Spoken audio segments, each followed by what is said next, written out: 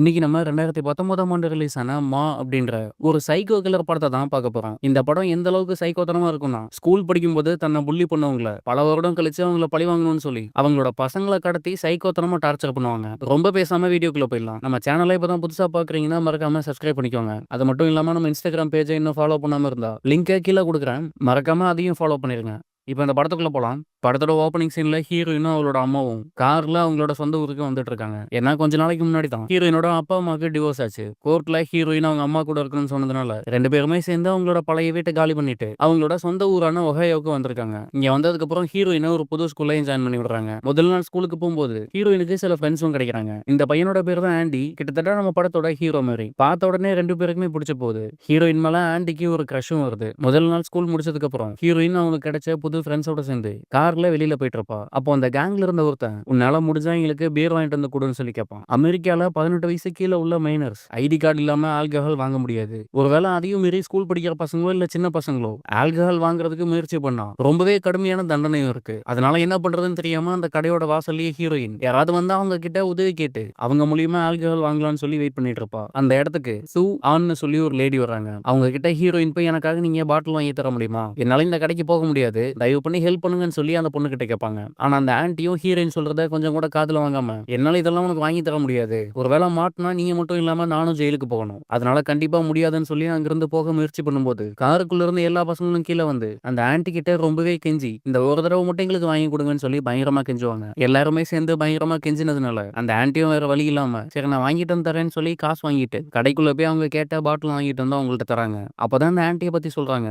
இவங்க ஒரு வெட்டினரி டாக்டருக்கு கீழே ஒரு அசிஸ்டண்டா வேலை பார்த்துட்டு இருப்பாங்க. சரக்கு வாங்கிட்டு வந்து கொடுத்ததுனால அந்த ஆன்ட்டிக்கு கொஞ்சம் பணம் கொடுக்கவும், அதெல்லாம் எனக்கு தேவையில்லை, இந்த சரக்கு வச்சே ஜாலியா இருங்கன்னு சொல்லிட்டு அந்த ஆன்ட்டி அங்கிருந்து போயிடுவாங்க. அதுக்கப்புறம் பசங்க எல்லாருமே சேர்ந்து ஊருக்கு ஒதுக்குப்புறமா கைவிடப்பட்ட ஒரு பில்டிங் மாதிரி இருக்கும். அங்க வந்து வாங்கிட்டு வந்த சரக்கெல்லாம் வச்சு குடிச்சு என்ஜாய் பண்ணிட்டு இருப்பாங்க. அதே நேரம் இவங்களுக்கு சரக்கு வாங்கி கொடுத்த ஆன்ட்டியை காட்டுறாங்க. இவங்களுக்கு சரக்கும் வாங்கி கொடுத்துட்டு போலீஸ்க்கு கால் பண்ணி இன்னும் 18 வயசு ஆகாத சில பசங்க இந்த இடத்துல உட்காந்து ஆல்கஹால் கன்சியூம் பண்ணிட்டு இருக்காங்க, நீங்க உடனே போனா அவங்கள பிடிச்சிடலாம்னு சொல்லி போலீஸ் கிட்ட போட்டும் கொடுக்குறாங்க. அதை கேட்ட உடனே போலீஸும் அங்க வந்து ஹீரோயினோட கேங்கையும் பிடிக்கிறாங்க. போலீஸ் அங்க வந்து எல்லாரையுமே அரெஸ்ட் பண்ணலாம்னு சொல்லி முயற்சி பண்ணும்போது போலீஸ் ஆபீசர் ஹீரோவோட முகத்தை அப்பதான் பாப்பாரு. ஹீரோவை பார்த்தப்பறம் நானும் உன்னோட அப்பாவும் நல்ல ஃப்ரெண்ட்ஸ், அந்த ஒரு காரணத்துக்காக உன்னை இந்த தடவை மன்னிச்சு விடுறேன், இன்னொரு முறை நீங்க ஆல்கஹால் கன்சியூம் பண்றதை பார்த்தா கண்டிப்பா எல்லாரையுமே பிடிச்சி ஜெயில போட்டுருவேன்னு சொல்லி வார்ன் பண்ணிட்டு அங்கிருந்து போறாங்க. கட் பண்ணி அடுத்த நாள் ஹீரோயினுக்கு ஆல்கஹால் வாங்கி கொடுத்த ஆன்ட்டி அவங்க கிட்ட வந்து எதுக்காக தேவையில்லாம காட்டுக்குள்ளேயும் இல்லைன்னா கைவிடப்பட்ட பில்டிங்லயும் போய் சரக்கு அடிக்கிறதுனால தானே தேவையில்லாம இந்த மாதிரி போலீஸ் கிட்ட எல்லாம் மாட்டிக்கிறீங்க, அதுக்கு பதிலா என்னோட வீட்டு பேஸ்மெண்ட் சும்மா தான் இருக்கு, உங்களுக்கு எப்பெல்லாம் ட்ரிங்க் பண்ணணும்னு தோணுதோ அப்பெல்லாம் என்னோட வீட்டு பேஸ்மெண்ட்டை யூஸ் பண்ணிக்கோங்க,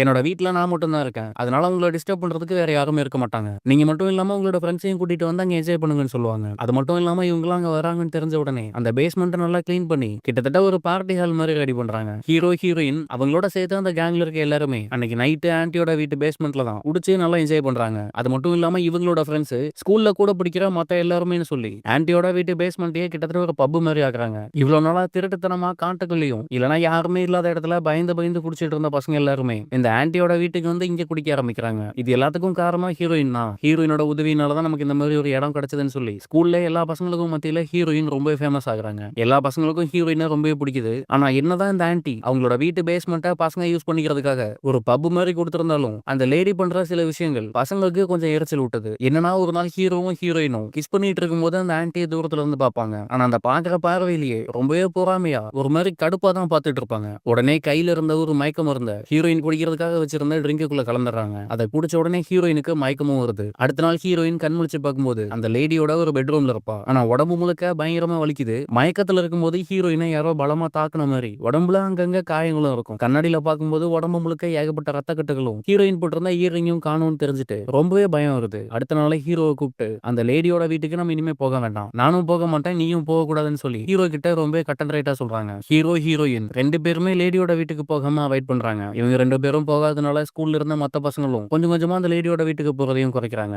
அந்த லேடியும் இதை நோட் பண்ணிட்டு பசங்க நம்மள அவாய்ட் பண்றாங்க, எப்படியாவது திரும்ப அவங்களோட நம்பிக்கையை பெற்றணும்னு சொல்லி எல்லாரையும் மறுபடியும் கூப்பிட்டு வச்சு அந்த ஆன்ட்டி பேச ஆரம்பிக்கிறாங்க. என்னன்னா தனக்கு கேன்சர் இருக்கிறதாவும் அது ரொம்பவே சீரியஸ் ஆயிட்டா நான் என்ன பண்றேன்னு எனக்கே தெரியல, அதனாலதான் நான் அப்பப்போ கொஞ்சம் வித்தியாசமா பிஹேவ் பண்றேன், நான் நடந்துகிட்ட விதம் உங்களுக்கு பிடிக்காம இருந்தேன், என்ன மன்னிச்சிருங்க, ஆனா என்னோட வீட்டுக்கு வராம இருக்க வேண்டாம், எப்பயும் போல வாங்க, இதுக்கப்புறம் நான் உங்களை தொந்தரவு பண்ண மாட்டேன்னு சொல்லி பயங்கரமா கெஞ்சுவாங்க. ஆனா என்னதான் சொன்னாலும் ஹீரோயின் இந்த லேடியை நம்புற மாதிரியே இல்ல. அதனால அந்த லேடி பயங்கரமா கெஞ்சி கடைசியில அழுகவே ஆரம்பிச்சிடறாங்க. லேடி அழுகுறத பார்த்ததுக்கு அப்புறம் எல்லாருமே மனசு மாறி சரி இதுக்கப்புறம் நாங்க உங்க வீட்டுக்கு வர்றோம், மறுபடியும் இதே மாதிரி சம்பவம் நடக்காம பாத்துக்கோங்கன்னு சொல்லிட்டு அந்த லேடிக்கும் ஆறுதல் சொல்றாங்க. அப்பதான் ஹீரோயினோட கேங்ல இருந்த ஒரு பொண்ணு அந்த லேடி கையில போட்டிருந்த பிரேஸ்லெட்டை நோட் பண்றா. அந்த பிரேஸ்லெட் பார்ட்டிக்கு வந்து இந்த ஸ்கூல்ல படிக்கிற இன்னொரு பொண்ணோடது. அதை திருடி இந்த லேடி போட்டிருக்கா. அது மட்டும் இல்லாம நம்ம கேங்ல இருக்க நிறைய பசங்களோட திங்ஸ் அந்த வீட்டுக்கு போனதுக்கு அப்புறம் தான் காணாம போயிருக்கு. அதை எப்படியாவது திரும்ப எடுக்கணும்னு சொல்லி ஹீரோயினும் இன்னொரு பொண்ணும் சேர்ந்து அடுத்த நாள் அந்த லேடி அவங்க வீட்டுல இல்லாதப்போ அந்த வீட்டு கதவை உடைச்சிட்டு உள்ள போறாங்க. ஆனா அந்த வீட்டுக்குள்ள போனதுக்கு அப்புறம் தான் 2 பேருக்கும் இன்னொரு ஷாக்கு. ஏன்னா அந்த வீட்டுக்குள்ள இன்னொரு சின்ன பொண்ணு இருக்கா. இது யாருன்னா அந்த லேடியோட பொண்ணு தான். அது மட்டும் இல்லாம அந்த லேடிக்கு ஏற்கனவே கல்யாணம் ஆகி கொஞ்சம் வருஷத்துக்கு முன்னாடி டிவோர்ஸும் ஆகிருக்கு. அந்த ரிலேஷன்ஷிப்ல பிறந்த பொண்ணு தான் அவ. அது மட்டும் இல்லாம இந்த பொண்ணு எப்பயுமே வீல் சேர்ல தான் உட்காந்துருப்பா. ஹீரோயினை பார்த்த உடனே இந்த வீல் சேர்ல இருந்து எழுந்து அவங்க முன்னாடி நடந்து வருவா. அப்ப ஹீரோயின் ரொம்ப ஆச்சரியப்பட்டு உன்னால நல்லா நடக்க முடியுதுல்ல, அப்புறம் எதுக்காக அந்த வீல் சேரை யூஸ் பண்றேன்னு கேட்கும்போது இந்த வீல் சேரை விட்டு நான் எழுந்தாலோ இல்ல தானா நடக்க முடியும்ன்றது மத்தவங்களுக்கு தெரியப்படுத்தினாலோ என்னோட அம்மா என்ன சும்மா விட மாட்டாங்க. பேஸ்மெண்ட்டுக்கு கூட்டிட்டு போய் என்ன பயங்கரமா அடிப்பாங்க. அதனால என்னோட அம்மா கிட்ட அடி வாங்க கூடாதுன்றதுனால எப்பயுமே நான் அந்த வீல் சேர்ல மட்டும் தான் இருப்பேன், எழுந்து நடக்கவே மாட்டேன்னு சொல்லுவா. இவங்க 3 பேரும் அப்படி பேசிட்டு இருக்கும்போது வெளியில போனா அந்த லேடி வர சவுண்டும் கேக்குது. காரோட சவுண்டை கேட்ட உடனே அந்த லேடியோட பொண்ணு இவங்க 2 பேரையும் அங்கிருந்து தப்பிக்கிறதுக்கும் உதவி பண்றா. என்னோட அம்மா கண்ணில் போட்டா அவங்களையும் டார்ச்சர் பண்ணுவாங்க, ஓடி போயிடுங்கன்னு சொல்லி வீட்டோட இன்னொரு கேட்டை ஓபன் பண்ணி விட்டு அந்த வழியா தப்பிக்க வைக்கிறா. அங்க கட் பண்ணி நம்ம ஹீரோவோட அப்பாவை காட்டுறாங்க. ஹீரோட அப்பா நேரா அந்த லேடி கிட்ட வந்து என்னோட பையன் கெட்டு போறது மட்டும் இல்லாம அவனோட ஃப்ரெண்ட்ஸும் சேர்ந்து கெட்டு போறாங்க. இந்த வயசுல சின்ன பசங்க கிட்ட உனக்கு என்ன பழக்கம் வேண்டியிருக்கு? இன்னொரு தடவை என்னோட பையன் கிட்ட பேசுறத பார்த்தாலோ இல்ல வேற ஏதாவது சின்ன பசங்க கிட்ட பேசுறத பார்த்தாலோ உன்னை நான் சும்மா விட மாட்டேன்னு சொல்லி பயங்கரமா மிரட்டுவாங்க. இவங்க அப்படி பேசிட்டு இருக்கும்போது நமக்கு இன்னொரு பிளாஷ்பேக் காட்டுறாங்க. என்னன்னா ஹீரோவோட அப்பா பென் அவரும் இந்த லேடியும் ஸ்கூல் படிக்கும்போது 2 பேரும் ஒரே கிளாஸ்ல தான் படிச்சிருப்பாங்க. அந்த லேடிக்கு பென் மேல ஒரு கிரஷும் இருக்கும். அது தெரிஞ்சுக்கிட்ட பென்னும் இந்த லேடி கூட ரொம்ப க்ளோஸா பழகுறான். அது மட்டும் இல்லாம அந்த ஸ்கூல்லயே ஒரு இருட்டான ரூம் இருக்கும். லவ் பண்றவங்க கொஞ்சம் பிரைவேட்டா சந்திக்கணும்னு நினைச்சா அந்த ரூம் தான் பயன்படுத்துவாங்க. அப்படி ஒரு நாள் பென் வந்து அந்த லேடி கிட்ட இன்னைக்கு அந்த ரூம்ல சந்திக்கலாம், யாரோட தொந்தரவும் இல்லாம நம்ம 2 பேரும் கொஞ்ச நேரம் பேசலாம்னு சொல்லி அந்த லேடி கிட்ட சொல்லியிருப்பான். அதை கேட்ட உடனே இந்த லேடியும் பயங்கர குஷியாகி அவளோட இன்னொரு ஃப்ரெண்டு பொண்ணு இருப்பா, அவ கிட்ட வந்து பென் இப்படி என்ன கூப்பிட்டான், அவனை மீட் பண்றதுக்காக அந்த ரூமுக்கு நான் போக போறேன்னு சொல்லும்போது எப்படிலாம் நடந்துகிட்டா பசங்களுக்கு பிடிக்கும், நீ எப்படி நடந்துக்கணும்னு எல்லாத்தையுமே சொல்லி கொடுக்குறா. அதையெல்லாம் கேட்டு சரின்னு சொல்லி பயங்கர சந்தோஷத்துல அதுக்கப்புறம் நேரா கிளம்பி அந்த ரூம்குள்ளேயும் போறா. பயங்கர இருட்டா இருக்கும். ஏற்கனவே உள்ள பென் இருக்கான்னு சொல்லி 2 பேருமே கொஞ்சம் அப்படி இப்படின்னு இருக்காங்க. அதுக்கப்புறம் அந்த ரூமோட கதவை திறந்து வெளியில வரும்போது அந்த ரூமுக்கு வெளியில கிளாஸ் பசங்க எல்லாருமே இருப்பாங்க. எல்லாருமே இங்க கூப்பிட்டு ரெடியா வச்சிருக்கிறது யாருன்னு பார்த்தா பென்னு தான். அப்ப அந்த ரூம்ல இவ்வளவு நேரமா உள்ள இருந்தது யாருன்னு பார்க்கும்போது வேற ஒரு பையன். அதை பார்த்து அந்த லேடி ரொம்பவே உடஞ்சு போறாங்க. எல்லாரும் முன்னாடி இப்படி அவமானப்பட்டதை நினைச்சு பயங்கரமா அழுறா. அதுக்கப்புறம் அந்த ஸ்கூல்ல இருக்க யாருக்கிட்டையுமே பேசாம ரொம்பவே கில்ட்டா சுத்திட்டு இருப்பா. அடுத்த கொஞ்ச நாள்ல அந்த ஸ்கூலை விட்டும் போயிடுவா. தான் நம்மன ஒரு பையனே நம்மளை ஏமாத்திட்டான்னு சொல்லி பயங்கர கோவத்துல தான் இருப்பா. அங்க கட் பண்ணி இப்ப நிகழ்காலத்தை காட்டுறாங்க. ஹீரோவோட அப்பவும் லேடி கிட்ட பயங்கர கோவமா கத்திட்டு இதுக்கப்புறம் என்னோட பையனை நீ மீட் பண்ணவே கூடாது, அப்படி ஒரு மீட் பண்ணது தெரிஞ்சா உன்னை சும்மா விட மாட்டேன்னு சொல்லிட்டு அங்கிருந்து கிளம்பும் போது நம்ம ஸ்கூல் படிக்கும் போது மீட் பண்ணது அதுக்கப்புறம் இப்பதான் மீட் பண்றோம், இன்னைக்கு நைட்டு ஃப்ரீயா இருந்தா டின்னர் வான்னு சொல்லிட்டு அங்கிருந்து போயிடுவாரு. லேடியும் பயங்கர சந்தோஷமா தன்னோட ஸ்கூல் கிரஷ் இப்போ வந்து நம்ம மறுபடியும் மீட் பண்ண கூப்பிடுறான்னு சொல்லி பயங்கரமா மேக்கப்லாம் பண்ணிட்டு பென் வர சொன்னா அந்த ஹோட்டலுக்கும் போறாங்க. அங்க போய் 2 பேரும் பேசிட்டு இருக்கும்போது இப்பதான் பென் எதுக்காக இந்த லேடியை வர சொன்னாங்கன்ற உண்மையே தெரியுது. மொபைல் எடுத்து ஒரு காரோட லொகேஷனை காட்டி இது என்னோட பையனோட காரு, தினமும் உன்னோட வீட்டுக்கு தான் இந்த கார் வருது, என்னோட பையன் மட்டும் இல்லாம நிறைய சின்ன பசங்களும் உன்னோட வீட்டு பேஸ்மெண்ட்ல வச்சு அப்படி என்ன பண்ணிட்டு இருக்க, உன்னோட வயசுக்கு இந்த வேலையெல்லாம் தேவையான்னு சொல்லி பயங்கரமா கத்துவான். லேடியும் ஏதோ சொல்ல வரும்போது பென்னோட அப்பா எல்லாரும் முன்னாடி அந்த லேடியை பயங்கரமா திட்டி இதுக்கப்புறம் என்னோட பையன் கூட நீ சுத்துறத பார்த்தாலோ இல்லன்னா உன்னோட வீட்டுக்கு என்னோட பையன் வர்றதை பார்த்தாலோ உன்னை சும்மா விட மாட்டேன்னு சொல்லி எல்லாரும் முன்னாடியே அசிங்கப்படுத்திட்டு அங்க இருந்து போயிடுவாரு. அதுக்கப்புறம் இந்த லேடியோட நடவடிக்கை ரொம்பவே மாறுது. மென்டலி ஸ்டேபிள் இல்லாம ரொம்பவே டென்ஷனா யாரை பார்த்தாலும் எரிஞ்சு விழுந்துட்டு ரொம்பவே கோவத்தோடய சுத்திட்டு இருப்பாங்க. அப்படி ஒரு நாள் வழக்கம் போல வேலையை முடிச்சுட்டு வீட்டுக்கு கார்ல போயிட்டு இருக்கும்போது ஆப்போசிட்ல இன்னொரு லேடி ஓடி வந்துட்டு இருப்பாங்க. இவங்க யாருன்னா ஹீரோட அப்பா கூட இந்த லேடி படிக்கும்போது எப்படி நடந்துகிட்டா பசங்களுக்கு பிடிக்கும்னு சொல்லி ஒரு பொண்ணு வந்து இந்த லேடி கிட்ட அட்வைஸ் பண்ணிருப்பாங்க. அந்த பொண்ணு தான் இப்போ ஓடி வந்துட்டு இருக்க இந்த லேடி. அது மட்டும் இல்லாம ஹீரோவோட அப்பாக்கு ஸ்கூல் படிக்கும் போது இந்த பொண்ணு தான் கேர்ள் ஃப்ரெண்டா இருந்திருப்பா. அவங்க 2 பேருமே சேர்ந்து தான் இந்த லேடியை பயங்கரமா புள்ளி பண்ணி டார்ச்சர் பண்ணிருப்பாங்க. அவங்கள பார்த்த உடனே பயங்கர கோவத்துல ஸ்பீடா காரை ஓட்டிட்டு போய் அந்த லேடியை அடிச்சு தூக்குறா. இதுதான் இந்த லேடியோட முதல் கொலை. ரோட்லயே அடிச்சு தூக்கி போட்டுட்டு கார்ல பயங்கர கோவமா வீட்டுக்கு போய் இன்னைக்கு இந்த லேடி வேலை பார்த்துட்டு இருக்க ஹாஸ்பிட்டல்ல நடந்த எல்லாத்தையுமே நினைச்சிட்டு இருப்பா. ஏன்னா இன்னைக்கு ட்ரீட்மெண்ட்காக வந்த ஒரு நாயை கையில ட்ரிம்மர் எடுத்து அதோட உடம்புல இருந்த எல்லா முடியுமே சேவ் பண்ணி எடுத்துட்டு அந்த நாய் பார்க்க பயங்கர கொடூரமா மாத்திரா. அதை பார்த்து அந்த டாக்டர் அந்த லேடியை போட்டு பயங்கரமா திட்டி இருப்பாரு. அதை நினைச்சு பார்த்து பயங்கர கோவத்துல மறுபடியும் கார் எடுத்துட்டு வேலை பார்க்குற அந்த ஹாஸ்பிட்டலுக்கே போய் அந்த டாக்டரையும் போட்டு பயங்கரமா அடிச்சு கொலை பண்ணி ஒரு நாயோட கூண்டுக்குள்ள போட்டு பூட்டி வைக்கிறார். அரைக்குறை உயிரோட அந்த டாக்டர் அந்த கூண்டுக்குள்ள இருந்து பயங்கரமா கத்துவாரு. ஒரு பெரிய கம்பி எடுத்துட்டு வந்து அந்த டாக்டரோட வாயிலேயே குத்தி அந்த டாக்டரே அங்க கொலை பண்றா. இதோட 2 கொலையாச்சு. அதுக்கப்புறம் அந்த ஹாஸ்பிட்டல்ல இருந்து ஹீரோவுக்கு கால் பண்ணி நான் ஒர்க்க முடிச்சுட்டு கிளம்பும் போது என்னோட வண்டி ஸ்டார்ட் ஆகல, எனக்கு லிஃப்ட் கொடுக்க முடியுமான்னு சொல்லி அந்த லேடி கேட்பாங்க. ஹீரோவும் சரின்னு சொல்லி அவனோட கார் எடுத்துட்டு வரான். ஆனா ஹீரோவை பார்த்ததுக்கு அப்புறம் உன்னோட உதவி தேவையில்ல, என்னோட கார் ரெடி ஆயிருச்சு, நான் அதுலயே போய்க்கிறேன் தேங்க்ஸ்னு சொல்லிட்டு தன்னோட கார் எடுத்துட்டு அந்த லேடி கிளம்புவாங்க. எதுக்காக சம்மந்தமே இல்லாம ஹீரோவை இந்த நைட்ல கூப்பிடணும்னு பார்த்தா ஹோட்டல்ல பென் பேசும்போது ஹீரோவோட கார்ல இருந்த ஒரு ட்ராக்கிங் டிவைஸ வச்சுதான் இந்த லேடியோட வீட்டுக்கு ஹீரோ போயிட்டு இருக்கான்றத பென்னு கண்டுபிடிச்சிருப்பான். இப்ப ஹீரோ வர சொல்லி அவனோட கார்ல இருந்த ட்ராக்கிங் டிவைஸ இந்த லேடி ஆட்டைய போட்டுருவா. அந்த ட்ராக்கிங் டிவைஸ வச்சு ஹீரோவோட அப்பாவையும் தன்னோட வீட்டுக்கு வர வைப்பா. ஆனா ஹீரோவோட அப்பா வந்து பார்த்ததுக்கு அப்புறம் இங்க தன்னோட பையன் இல்லன்றது தெரிஞ்சுட்டு இந்த லேடியை மிரட்டிட்டு அங்கிருந்து கிளம்பலான்னு போகும்போது கையில இருந்த மயக்க ஊசியை வச்சு பென்ன அங்கேயே மயக்கமடைய வைக்கிறா. அதுக்கப்புறம் பென் கண் முழிச்சு பார்க்கும்போது பெட்ல கை கால் எல்லாத்தையுமே கட்டி போட்டு ஏதோ ஒரு பிளட்ட பென்னோட உடம்புல ஏத்திட்டு இருப்பா. பென் கண் முழிச்சு ரொம்ப பயத்தோட இது என்னன்னு கேட்கும்போது என்னோட ஹாஸ்பிட்டல்ல இருந்த ஒரு நாயோட பிளட் தான் அது. உன்ன மாதிரி ஒரு மோசமானவனோட உடம்புல இந்த மாதிரி நாயோட ரத்தம் தான் ஓடணும் அப்படின்னு சொல்லி கையில ஒரு கத்தி எடுத்து பென்னோட கையை வெட்டி ரத்த போக்குலாம் இறந்து போற மாதிரி பண்றா. அதே நேரம் கட் பண்ணி நம்ம ஹீரோயினை காட்டுறாங்க. ஹீரோயின் நேரா தன்னோட அம்மா கிட்ட வந்து இது வரைக்கும் நடந்த எல்லாத்தையுமே சொல்லி நான் இந்த மாதிரி ஆல்கஹால் குடிச்சோம் தப்பு பண்ணிட்டோன்றத தன்னோட அம்மா கிட்ட சொல்லிடுவா. ஆனா ஹீரோயினோட அம்மாவும் பெருசா திட்டாம இந்த வயசுல இதெல்லாம் சகஜம் தான், ஆனா இதுக்கப்புறம் நீ இந்த வீட்டை விட்டு எங்கேயும் வெளியில போக கூடாது, அப்படி எங்கேயாவது போகணும்னு தோணுச்சுனாலும் நான் கூட வருவேன், நான் இல்லாம தனியான இந்த வீட்டை விட்டு எங்கேயுமே போக கூடாதுன்னு சொல்லி கண்டிஷன் போடுறாங்க. ஹீரோயினும் சரின்னு வந்து அவளோட ரூம்ல உட்கார்ந்து இருக்கும்போது அவளோட மொபைலுக்கு ஒரு வீடியோ வருது. அதை ஓபன் பண்ணி பார்க்கும்போது லேடியோட வீட்டு பேஸ்மெண்ட்ல ஹீரோவும் அவனோட ஃப்ரெண்ட்ஸும் இருக்க மாதிரி இந்த லேடி கூட ஹீரோ ரொம்ப க்ளோஸா இருக்க மாதிரி ஒரு வீடியோ வந்திருக்கும். அதை பார்த்தோன்னே ஹீரோயினுக்கு பயங்கர கோவம் வருது. அந்த வீட்டுக்கு போக கூடாதுன்னு நம்ம அவ்வளவு சொல்லியும் நம்ம பேச்சையும் மீறி ஹீரோ அங்க போயிட்டான்னு சொல்லி ரொம்ப கோவப்பட்டு தன்னோட அம்மா கிட்ட கூட சொல்லாம அவங்களோட காரை எடுத்துட்டு நேரா அந்த லேடியோட வீட்டுக்கு வராங்க.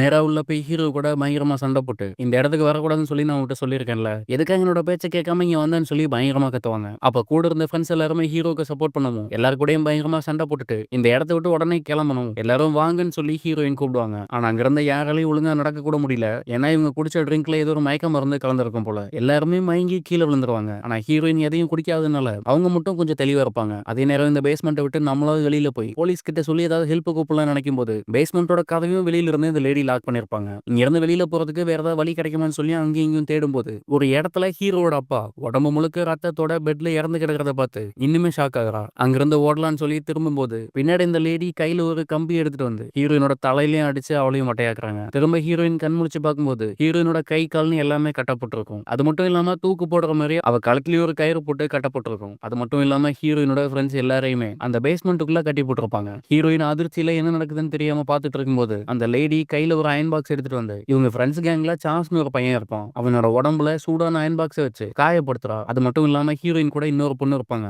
அந்த பொண்ணோட வாயை ஊசியும் நூலையும் வச்சு ஏதோ துணி தைக்கிற மாதிரி தைச்சிட்டு இருப்பா. எல்லாருமே மயக்கத்துல இருக்கிறதுனால அவங்களுக்கு எந்த வழியும் தெரியல. அதனால அவங்களால கத்தவும் முடியாது. அடுத்து ஒரு ஆப்பிரிக்கன் பையன் இருப்பான். அவனோட முகத்துல வெள்ளை கலர் பெயிண்ட் எடுத்து முகம் முழுக்கவே அடிச்சு அவனை வெள்ளையாக்குறாங்க. இதையெல்லாம் பார்த்து ஹீரோயின் ரொம்ப பயப்படுறா. அதே நேரம் ஹீரோ மயக்கத்துல இருந்து கண் முழிச்சு பார்க்கும்போது தன்னோட ஃப்ரெண்ட்ஸ் எல்லாரையுமே இவ்வளவு டார்ச்சர் பண்றானா கண்டிப்பா நம்மளையும் உயிரோட விட மாட்டா, இங்க இருந்து தப்பிக்கிறதுக்கு ஒரே வழிதான் சொல்லி அந்த லேடி கிட்ட ரொம்ப ரொமான்டிக்கா பேசி உன்னை எனக்கு எவ்வளவு பிடிக்கும் தெரியுமா, எதுக்காக நீ இப்படி பண்ற, நான் உன்னை ரொம்ப லவ் பண்றேன்ற மாதிரி அந்த லேடியை எப்படியாவது கரெக்ட் பண்ணி தன்னோட கை கட்ட அவுத்து விட்டுட்டா. இங்க இருந்து எல்லாருமே தப்பிச்சு வெளியில போயிடலான்றதுக்காக அந்த லேடியை பயங்கரமா பேசி மயக்கி கிட்டத்தட்ட கிஸ் பண்ணவே செய்யறான். ஆனா என்னதான் பண்ணாலும் அந்த லேடியோ ரொம்ப உசாரு. ஹீரோ நம்மள பிடிச்ச மாதிரி நடிக்கிறான்றது தெரிஞ்சதுக்கு அப்புறம் கையில ஒரு கத்தி எடுத்து ஹீரோவோட வயித்துல குத்தி அவனை கொல்ல முயற்சி பண்றா. ஹீரோ வழியில பயங்கரமா கத்துவான். அது மட்டும் இல்லாம ஹீரோயினும் சேர்ந்து கத்துனதுனால பேஸ்மெண்ட்டையும் தாண்டி அந்த சத்தம் வெளியில கேட்கும். அந்த வழியா பேட்ரோல் போன ஒரு போலீஸ்காரன் வீட்டுக்கு வெளியே வந்து கதவை தட்டும் போது கொஞ்சம் கூட யோசிக்காம கையில ஒரு கன் எடுத்துட்டு போய் அந்த போலீஸ்காரனையும் சுட்டு அதே இடத்துல கொலை பண்றா. இதோட 4வது கொலை போலீஸை சுட்டு கொண்டுட்டு கீழே மறுபடியும் பேஸ்மெண்ட்டுக்கு வந்து